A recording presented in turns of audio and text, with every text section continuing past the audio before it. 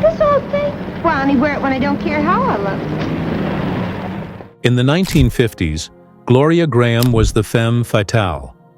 Then one day, her husband came home and made a truly heinous discovery, one that ruined her career forever. You want to bite somebody? Yeah, well, pick your spot. Gloria Grahame shot to stardom after appearing in the Christmas classic, It's a Wonderful Life. Yet if her name isn't as well known today, maybe that's because this actress never got a happy holiday ending. Far from it. Gloria Grahame's early life was shaped by the glitz and shadows of Hollywood. Born in Los Angeles in 1923, she was the daughter of Jean McDougall, a woman who carved out her own niche in the industry as an actress and acting coach under the stage name Jean Grahame.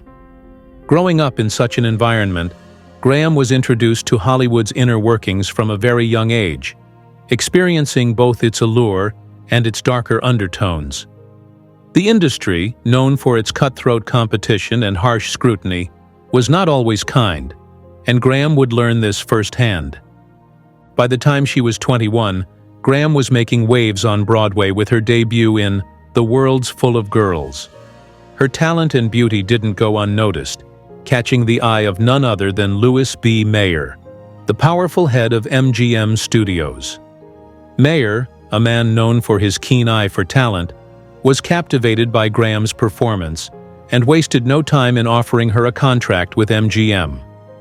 This was a coveted opportunity that many young actresses dreamed of, and for Grahame, it seemed like the start of a bright future in Hollywood. However, what should have been a golden opportunity quickly turned into something far more sinister. While signing with MGM was indeed the big break Grahame had hoped for, it also meant becoming part of a studio system notorious for its control over its stars, particularly its young actresses. Louis B. Mayer, often referred to as the monster of MGM, had a reputation for being both a star maker and a tyrant. He was known for his manipulative and often abusive behavior toward his actresses, exerting an iron grip over their personal and professional lives. Mayer discovered many notable stars, such as Greta Garbo and Hedy Lamarr, but his methods were notoriously harsh and demeaning.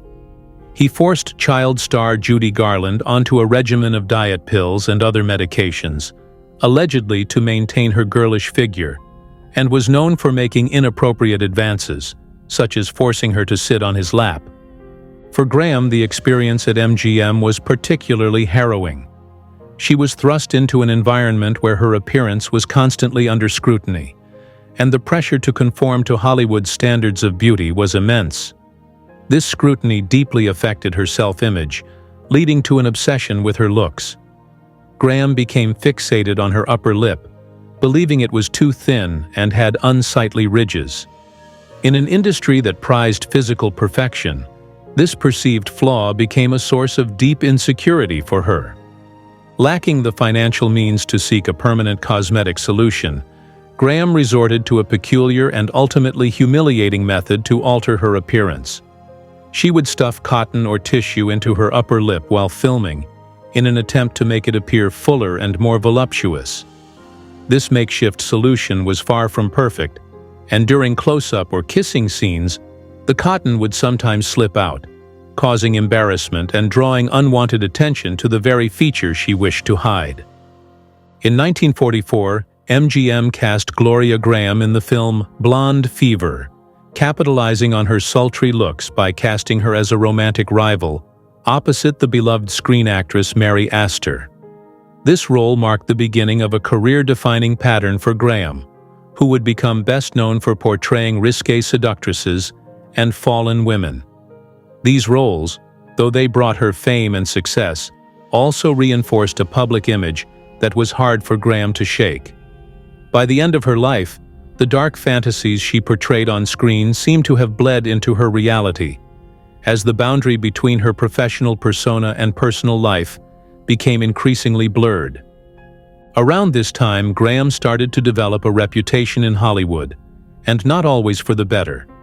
Her striking bottle-blonde looks and undeniable talent caught the eye of many, but so did her unique personality and eccentric behavior. Colleagues and fans alike couldn't help but notice her relentless drive and ambition, which sometimes bordered on obsession. She was determined to make a name for herself in Tinseltown, but this ambition also led her down some precarious paths. One of Grahame's most unconventional traits was her early and fervent interest in plastic surgery, a rarity at the time, especially among Hollywood's leading ladies. Her insecurities, particularly about her appearance, had only deepened over the years, exacerbated by the pressures of the film industry and her experiences at MGM. By the mid-1940s, Grahame was frequently undergoing cosmetic procedures, primarily focused on enhancing her lips and maintaining a youthful visage. Each procedure was an attempt to perfect her appearance, but it was a dangerous cycle that only heightened her insecurities. Grahame believed she had control over these alterations, but in reality, she was caught in a downward spiral fueled by her anxieties about aging and beauty. Despite her personal struggles and a life that seemed to be slowly unraveling, Grahame did experience moments of happiness and stability. In 1945, she met and married fellow actor Stanley Clements. Their wedding was a brief respite from the chaos of her career, and she attempted to embrace a more settled life as a married woman. However, their union was far from perfect, as Grahame continued to grapple with her personal demons and the pressures of her career. Then, in 1946, a twist of fate provided Grahame with a significant breakthrough. She secured a role in the now iconic Christmas film It's a Wonderful Life, starring alongside Hollywood legend Jimmy Stewart. This role showcased her acting chops in a new light and brought her widespread recognition. Despite playing a relatively minor character, her performance was memorable and left a lasting impression on audiences. The film's enduring popularity cemented Grahame's place in Hollywood history and demonstrated her ability to captivate audiences beyond the femme fatale she was often typecast as. However, this newfound success did little to soothe her personal insecurities or alleviate her desire for physical perfection. The world of Hollywood continued to pull her deeper into its web, where the line between reality and the roles she played became increasingly hard to distinguish. Grahame's life, marked by its fair share of triumphs and tribulations, serves as a poignant reminder of the personal costs that often come with stardom. True to type, Grahame played the cheeky Violet Bick, the flirty woman who narrowly avoids a life of shame at the end of the film. Today, it's one of her most famous roles, yet it only led to heartache. Instead of seeing Grahame's work in It's a Wonderful Life and being impressed, Louis B. Mayer and MGM dealt the actress a cold, hard blow. They realized the sultry starlet didn't fit their own idea of a lovable ingenue, and they traded her off to RKO Studios in 1947, just a year after It's a Wonderful Life came out. In the late 1940s, it wasn't just Grahame's professional life that was falling to pieces. Her private life was an absolute mess too. Her marriage to Stanley Clements was firmly on the rocks just 3 years into the union, and the ill-fated couple ended up divorcing in 1948. Just one day after officially divorcing Clements, she picked up and married her new beau, the notoriously difficult director Nicholas Ray. She was around 4 months pregnant with Ray's child at the time of the wedding and gave birth to a boy, Timothy, just 5 months after her nuptials. Like Grahame, Nicholas Ray had been married once before, and the new couple were hoping that second time would be the charm for both of them. So much so that they even took a risky step and tried to work together on a film, In a Lonely Place, in 1950. It turned out to be a mistake. Even before filming began, their marriage started to unravel. She and Ray were at each other's throats constantly, and Ray was reportedly controlling and aggressive with Grahame on set, beyond what any director should be. Apparently seeking out new ways to control his wife, Ray forced Grahame to sign a disturbing contract. In it, she had to agree that, "My husband shall be entitled to direct, control, advise, instruct, and even command my actions during the hours from 9 a.m. to 6 p.m. every day except Sunday." She then further acknowledged in writing that, In every conceivable situation, his will and judgment shall be considered superior to mine, and shall prevail. After weeks of this, Ray and Grahame separated while the movie was still in production. Terrified that one or both of them would get the boot from the movie if the truth got out, Ray started sleeping in a dressing room, under the guise of working on the script, while Grahame played along and acted like nothing was wrong. They divorced soon after, but there was supposedly another scandal that led to the end of their marriage, one that wouldn't be revealed until years later. The head of Grahame's studio, RKO, was none other than famed rake and mega weirdo Howard Hughes, a man known for his dating exploits, airplane feats, and controversial films. So when In a Lonely Place ended up earning Grahame rave reviews, you'd think Hughes would be happy for all the blood, sweat, and literal tears that Grahame poured into In a Lonely Place. It came back to haunt her twofold, and many critics still recognize it today as her best performance. Not that Howard Hughes noticed. Grahame's philandering boss later admitted he never even watched the movie. Through all this, Grahame still knew her worth. In 1951, she begged Hughes to loan her out to star in A Place in the Sun, the now classic Elizabeth Taylor and Montgomery Clift movie. Hughes didn't just refuse, he also forced her to act in a small supporting role in the film Macau instead. Grahame knew better than anyone that success is the best revenge, and she set about proving it. In 1953, just a year after her divorce with Nicholas Ray officially went through, she won an Academy Award for Best Supporting Actress for The Bad and the Beautiful, a feat made more impressive by the fact she only had a little over 9 minutes of screen time in the film. Thank you very much.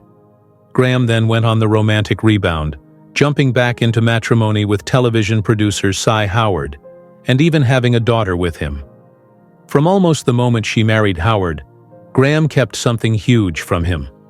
While filming the sensual noir Human Desire in 1954, the same year she married him, Grahame struck up an affair with her co-star Glenn Ford, a magnetic actor who was also one of the first-class womanizers in Hollywood. By the early 1950s, Grahame was becoming a hot ticket and turning into Hollywood's go-to femme fatale, until it all came crashing down. In 1955, she took a role against type and starred in the good time comedic musical Oklahoma as a humble and innocent farm girl. The person's going to drive me to the box social. I got up sort of taste. When the dust settled, it couldn't have been more disastrous for Gloria Grahame. Oklahoma was far from a hit, and audiences complained that her femme fatale good looks didn't match up with the country bumpkin she was playing. Besides that, people whispered that she had been difficult on set, feeling she was better than some of her co-stars, and alienating everyone in the cast. By the time filming began on Oklahoma, Grahame's obsession with plastic surgery had reached tragic proportions. She had undergone even more operations on her face, and the most recent surgery had paralyzed her upper lip, affecting her speech and performance in the musical. Grahame had a pleasingly high-pitched twang to her raspy voice, but her singing voice, not so much. According to one source, the actress was utterly tone-deaf, leading to a very embarrassing moment in Oklahoma, her only singing role that wasn't dubbed over by someone else. Sound editors had to painstakingly splice her recordings together, practically note for note. It was the beginning of the end for Gloria Grahame. Over the next decades, Grahame's career opportunities plummeted, and she began to take on television roles instead of securing plum parts on the silver screen. And that wasn't all. In 1957, her third marriage to Cy Howard likewise fell apart, and she divorced him for mental cruelty, sharing custody of their daughter together. In 1974, doctors diagnosed Grahame with breast cancer. However, the dark prospect had a strange effect on the actress. Considering it a wake-up call, she immediately stopped smoking and drinking and changed her diet and exercise regimen while undergoing radiation therapy. Miraculously, it worked, and less than a year later, her cancer went into remission. Starting in 1979, Grahame found herself romancing a much younger lover when she met Peter Turner, an actor who was nearly 30 years her junior, and who hadn't even been born when she starred in A Lonely Place. The scandalous pair carried on their affair for 2 years. After keeping cancer at bay, Grahame was ready to have a second lease on life. She threw herself into her work like the old Hollywood workhorse she was. In fact, the minute she found out her cancer was in remission, she went back on set, ready to make her triumphant return. Yet, as far too many people know, remission doesn't mean cured. In 1980, what little luck Grahame had ran out. Her cancer had come back with a vengeance after 6 years in remission, and doctors wanted to put her through more rounds of radiation treatment to tackle the disease once more. After all she'd been through, Grahame's response was heartbreaking. She was simply unable to confront the reality of her second cancer diagnosis. So rather than facing it head-on, she simply ignored it. She stubbornly refused to admit she was sick and didn't receive treatment. Instead, she buried herself in stage work all over the US and Britain. Grahame had an utterly scandalous life, but her most infamous moment was truly jaw-dropping. Although she went through a vicious divorce with her second husband Nicholas Ray at the time, most people didn't know the real reason behind their split. The couple didn't get along on the set of In a Lonely Place, sure, but it really all unraveled when Ray made a deal-breaker of a discovery. Until the end of his life, Nicholas Ray claimed that one day he came home and found his wife Gloria Grahame in bed with his 13-year-old son Anthony. Today, Grahame's biographer claims this didn't happen, and that Nicholas Ray made up the accusation. But in 1958, 8 years after Nicholas supposedly caught them red-handed, Grahame and her former stepson Anthony got back in touch and started up a full-blown adult relationship. 2 years after reconnecting, the dubious lovebirds tied the knot in a wedding ceremony in Tijuana, Mexico.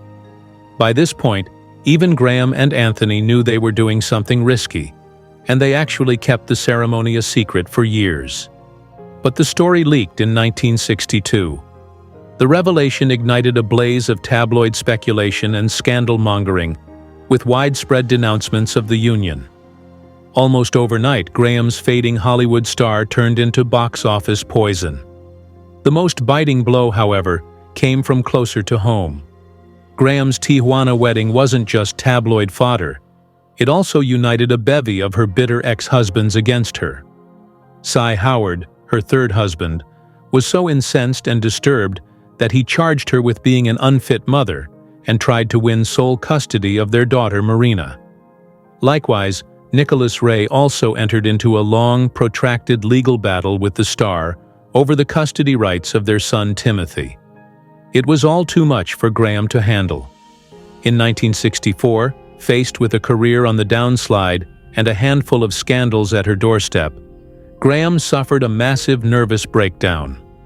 Things got so bad that she even submitted herself to electroshock therapy to try to rid herself of her nerves. She never fully recovered either professionally or personally.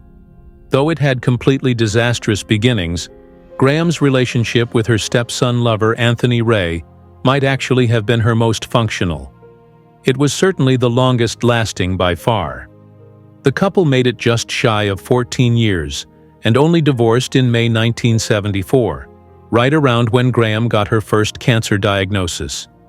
In 1981, Grahame couldn't outrun fate any longer. She became acutely sick during rehearsals for her latest performance in England, prompting her cast to rush her to the nearest hospital. While there, she got the news she'd been dreading. Grahame's cancer was now so advanced they wanted to perform surgery immediately, but she said no. Desperate and all, she made a bizarre decision. She called up her ex-lover Peter Turner and asked him if she could spend her little remaining time on Earth at his mother's house in Liverpool. As strange as this request was, Turner could hardly deny it. This time of her life is reflected in Turner's book, Film Stars Don't Die in Liverpool, which got the Hollywood treatment in 2017. While staying at Turner's family home and rapidly deteriorating, Grahame begged him not to tell either her family or any medical professionals about her condition. He betrayed her instantly. Terrified for her, Turner notified her family within days, and they flew to England to visit. When Gloria Grahame's health began to fail in 1981, her life took a tragic turn. At the time, she was in Liverpool, England, staying with her partner, Peter Turner. Despite her declining health, Grahame remained fiercely independent and determined to live life on her own terms. Her doctors in England, along with Turner, were doing everything they could to care for her, but Grahame's condition was worsening. The cancer that had first been diagnosed a few years earlier had returned aggressively, spreading throughout her body. Grahame's children were deeply concerned about their mother's health. When they learned of the severity of her condition, they insisted that she return to the United States to receive what they believed would be better medical care. Their intentions were fueled by love and worry, but their insistence was also a source of conflict. Grahame herself was adamant about staying in England, where she felt comfortable and supported by Turner and her friends. She had built a life there, away from the Hollywood spotlight that had both made her a star and taken a toll on her spirit. Turner, who had been by Grahame's side throughout her illness, was also strongly opposed to her leaving. He knew how much the journey would take out of her and feared that the stress and strain of traveling back to America could worsen her condition. The doctors agreed, warning that the trip could be incredibly dangerous given Grahame's weakened state. However, her children were resolute, believing that she would be better off under the care of specialists in the United States. They felt that bringing her home was the best way to protect her, even if it meant going against her wishes. Ultimately, the decision was taken out of Grahame's hands. Her children, driven by their desire to see their mother receive what they perceived to be the best possible care, overruled the objections of Grahame, Turner, and her doctors. On October 5, 1981, they made the difficult decision to transport her back to America. The trip was arduous, and the physical strain on Grahame was immense. Despite her determination and resilience, her body was simply too frail to withstand the journey. Tragically, Grahame did not survive the night after arriving back in the United States. She passed away shortly after her return, surrounded by her family, but far from the place she had come to see as a haven in her final years. Her death marked the end of a tumultuous life filled with both remarkable achievements and profound struggles. In her last moments, she was caught between two worlds: the Hollywood that had shaped so much of her life and the quieter existence she had found with Turner in England. Grahame's passing was a poignant and heartbreaking end for a woman who had spent much of her life fighting for control over her destiny. Throughout her career, she had battled against the confines of the roles she was given, the beauty standards imposed upon her, and the personal demons that haunted her. Her final days were no different, marked by a struggle between her own wishes and the desires of those who loved her. Despite the tragic circumstances of her death, Grahame's legacy as a talented and fiercely independent actress remains undiminished. She is remembered not only for her memorable performances on screen, but also for her strength and tenacity in the face of adversity. Her story serves as a testament to the complexities of life in Hollywood and the personal costs of fame. If you enjoyed this video, please give it a like and subscribe for more videos.